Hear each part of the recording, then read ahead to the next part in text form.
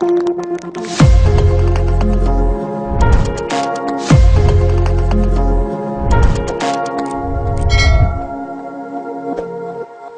េនៅក្នុងវីដេអូនេះដែរខ្ញុំនឹងបង្ហាញអ្នកនរគ្នាទាក់ទងពីរបៀបក្នុងការ add link to your YouTube channel សម្រាប់ឆ្នាំ2019អូខេក្នុងការ add link នេះដែរគឺគោលបំណងគឺដើម្បីដាក់បញ្ចូលនៅព័ត៌មានផ្សេងៗដូចជាអាសយដ្ឋាន address ទៅលើ Facebook page Facebook ផ្ទាល់ខ្លួនដូចជា website ឬក៏ Instagram ឬក៏ social media ផ្សេងៗមួយចំនួនអញ្ចឹងនៅពេលដែលaudience នៅពេលដែលគាត់ចូលទៅកាន់ channel របស់យើងណាបាទអញ្ចឹងនៅពេលនោះគាត់ត្រូវការដឹងថា YouTube របស់យើងហ្នឹងចុចទៅ link ហ្នឹងគឺឃើញតតែម្ដងអញ្ចឹងវាមានភាពងាយស្រួលក្នុងការសាកសួរព័ត៌មានផ្សេងៗអូខេបាទអញ្ចឹងឧទាហរណ៍ថាខ្ញុំចុចទៅលើអូខេបងនោះសម្រាប់លោកគ្រូនោះសម្រាប់មើលទៅហើយអ្នកនរចាំមើល channel របស់គាត់ណាហ្នឹងហើយឥឡូវយើងចូលទៅមើ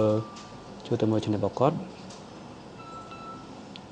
ឥឡូវនៅពេលដែលយើងចុចទៅលើនេះ website ចូល website Instagram ចូលទៅកាន់ Instagram in ចូលទៅកាន់ in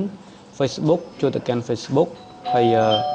អូខេ Pinterest ឥឡូវយើងចូលទៅ Facebook មួយអ្នកនេះឃើញហើយពេលដែលយើងចូលទៅដល់ Facebook គឺយើងចូលទៅកាន់អាសយដ្ឋានហ្នឹងគាត់តែម្ដងឥឡូវឆ្លាក់ចូលទៅកាន់ website នេះ website របស់គាត់ណាឥឡូវចូលទៅកាន់គេទៀតInstagram ឃើញទេនេះ Instagram ណាហ្នឹងហើយចឹងណាបាទហើយចេះអ្នកគ្នាឃើញអ្នកចូលទៅកាន់ YouTube ផ្សាយរបស់គាត់ហើយនេះគឺជា website របស់គាត់ហើយបាទអូខេអញ្ចឹងមានថាងាយស្រួលក្នុងការអាចជាយើងនឹងចូលទៅកាន់គេថាដឹងអំពីព័ត៌មានដែលគាត់ចង់តាក់ទងមកកាន់យើងអាចនឹងសួរយើងតាមរយៈណាមួយអញ្ចឹងទៅបាទអូខេដើម្បីបង្កើតពេលទៅចូលទៅអស់គ្នាតែម្ដងអូខេអញ្ចឹងមុននឹងចូលទៅដល់មេរៀនដែរបាទសម្រាប់បងប្អូនដែលមិនទាន់បានសម្រាប់អ្នកថ្មីដែលមិនទាន់បានsubscribe បាទសូមអ្នកនេះជួយ subscribe channel របស់ខ្ញុំមួយទៅដើម្បីជាកម្លាំងចិត្តក្នុងការបន្តធ្វើនៅវីដេអូបន្តថែមទៀតដើម្បីបានជាកលឹះបាទផ្សេងហើយសម្រាប់អ្នកដែលបាន subscribe ហើយសូមអ្នកនរជួយចុច like វីដេអូខ្ញុំម្នាក់មួយមកដើម្បីឲ្យវីដេអូរបស់ខ្ញុំនឹងបានឆាប់ឡើងរែងនឹងគេបាទអូខេអញ្ចឹងក្នុងការប្រមូលវីដេអូខ្ញុំមានតែប៉ុណ្្នឹងហើយខ្ញុំក៏សូមអ្នកនរគ្នាដែរគឺតាក់ទងជាមួយនឹងសម្រាប់អ្នកដែលថ្មីបាទអ្នកបានចូល subscribe សូមអ្នកនរគ្នាបាទជួយ subscribe នៅ channel របស់ខ្ញុំមួយមកដើម្បីឲ្យបានគ្រប់នៅអូខេជាកម្លាំងចិត្តដើម្បីជាគ្រប់នៅគោលការណ៍ព្រោះថា channel របស់ខ្ញុំ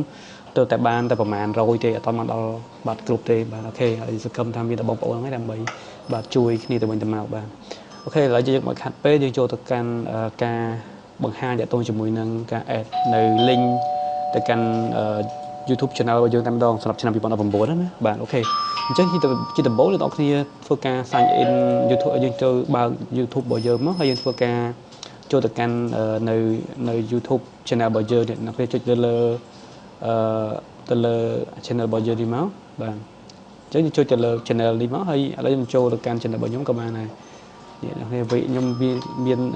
វាចូលឈ្មោះរបស់ខ្ញុំតែម្ដងអូខេវាចូលដល់ channel បែបហ្នឹងណាអូខេហើយរឿងអ្នកនរគ្នាចុចទៅលើពាក្យថា channel នេះមកហើយយកពាក្យថា my channel ដូចគ្នាអញ្ចឹងណានឹងវាបានដូចគ្នាទេតែបើសិនជាអ្នកនរគ្នាមាននៅ YouTube របស់អ្នកនរគ្នាហើយអ្នកនរគ្នាអាចបើកជាមួយនឹង live custom នេះអ្នកនរអាចជ្រើសរើសមកវាយើងវាយនៅឈ្មោះរបស់យើងគឺវាចូលទៅកាន់ channel របស់យើងតែម្ដងអញ្ចឹងដើម្បីក្នុងការ add នៅអូខេនៅinformation បាទនៅ link ផ្សេងដើម្បីឲ្យ audience បាទងាយស្រួលក្នុងការចូលទៅ visit បាទទៅទស្សនានៅអូខេដើម្បីដឹងព័ត៌មានយើងច្បាស់នោះយើងអាច add នៅ link ដែលមាននៅលើខាងនេះបាទអញ្ចឹងដើម្បី add link បានអ្នកនរចូលទៅកាន់ពាក្យថា custom channel បាទ customize channel នេះមកអ្នកនរចុចកន្លែងហ្នឹងមកអ្នកនរអាចចុចលើពាក្យថានេះedit អូខេចុចកន្លែងហ្នឹងមកហ្នឹងហើយ edit ហ្នឹងមកវាថា edit អូខេ edit link អញ្ចឹងណា edit link អញ្ចឹងទៅបាទឬក៏ម្យ៉ាងទៀតអ្នកនរគ្នាអាចបានចូលទៅកាន់កន្លែងនេះដដែលអ្នកនរចូលទៅពាក្យថា about អូខេ about បាទគឺយើងអាចធ្វើបានដូចគ្នាណាបាទអញ្ចឹងអ្នកនរយកមួយណាក៏បានដែរហ្នឹងហើយសិតតែអ្នកនរទេបាទអូខេបន្តមកទៀតអ្នកនរគ្នាធ្វើការ add មកអញ្ចឹងវាឲ្យយើងoverlay ហ្នឹងគឺ for រហូតដល់ frame អញ្ចឹងណាហ្នឹងហើយយើងយក5ក៏បាន4ក៏បានឥឡូវខ្ញុំសាក់ឧទាហរណ៍អ្នកនរគ្នាមើលឥឡូវខ្ញុំ add ចូលទៅកាន់បាទអញ្ចឹងឡើង link title បាទមកនេះមកវាគឺ30 character ទេឥឡូវយើងដាក់ថាតកតងជាមួយនៅក្នុងអីគេឲ្យគាត់ add យើងមកឥឡូវថា Facebook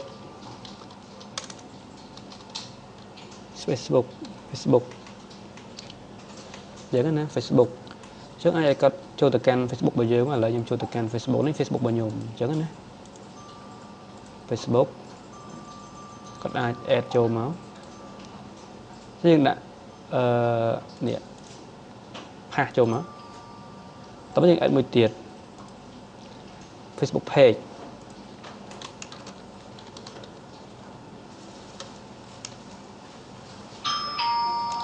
អញ្ចឹងណាលេងចូលទៅអ្នក Facebook របស់យើងមកហើយយើងយក home ដល់ពេលអញ្ចឹងយើងនឹងឃើញ page របស់យើងហើយកន្លែងក៏ដូចគ្នាដែរយើងចូលទៅឈ្មោះរបស់យើងចុចទៅលើឈ្មោះរបស់យើងមកនេះតិចអត់ចេះនេះចុចទៅឈ្មោះយើងនេះមកបានដាក់ទៀតមកហើយតើបើទៅខ្ញុំ add ទៀត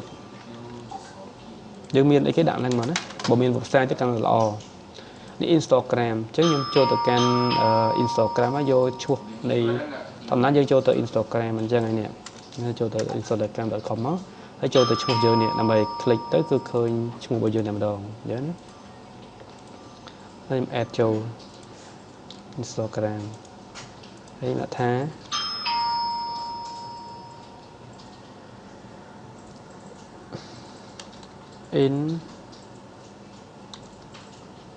Instagram អញ្ចឹងណា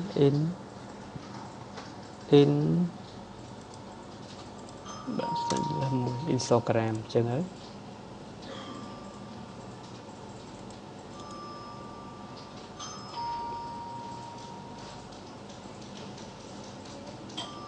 Instagram អូខេ Instagram ហើយអ្នកនរគ្នាអាច add បានទាំងអស់5កំណត់ហើយណាអ្នកនរគ្នាអាច add បាន5អញ្ចឹងខ្ញុំអាចបាន3ហើយអញ្ចឹងអាចបានថែមទៀតហើយហ្នឹងណាយើងអាច add website របស់យើងក៏បានដែរបានហើយ add យើងមាន social media ណាមួយយើង add មកប៉ុន្តែយើងបាន5ហើយហ្នឹងណាហ្នឹងហើយបន្ទាប់ពីយើងបាន add រួចហើយអ្នកនរគ្នាចុចវាថា done មកបាទអញ្ចឹងនេះវាមាន Facebook វាមាន Facebook page អញ្ចឹងណាឥឡូវយើងមកមើលត្រង់កន្លែងនេះអានេះ Facebook អានេះ Facebook page អញ្ចឹងណាតែនេះដោយសារតែយើងដាក់នេះលើអានេះអញ្ចឹងវាបានតែប៉ុណ្ណេះទេអញ្ចឹងយើងអាចកំណត់វាបានតែហ្នឹងអញ្ចឹងណាបាទហ្នឹងហើយអញ្ចឹងឥឡូវសាក់ខ្ញុំចុចទៅលើពាក្យថា Facebook នេះមួយវាចូលទៅកាន់ Facebook របស់ខ្ញុំឃើញទេហ្នឹងហើយសាក់ខ្ញុំចុចទៅកាន់កន្លែងនេះមួយទៀតវាចូលទៅកាន់ Facebook page របស់ខ្ញុំឃើញអ្នកនរបានហើយឥឡូវខ្ញុំចុចទៅលើមួយទៀតអូខេវាចូលទៅ Instagram របស់យើងហើយអញ្ចឹងគឺវាមានលក្ខណៈល្អបែបហ្នឹងអូខេអញ្ចឹងសម្រាប់វីដេអូនេះដែរ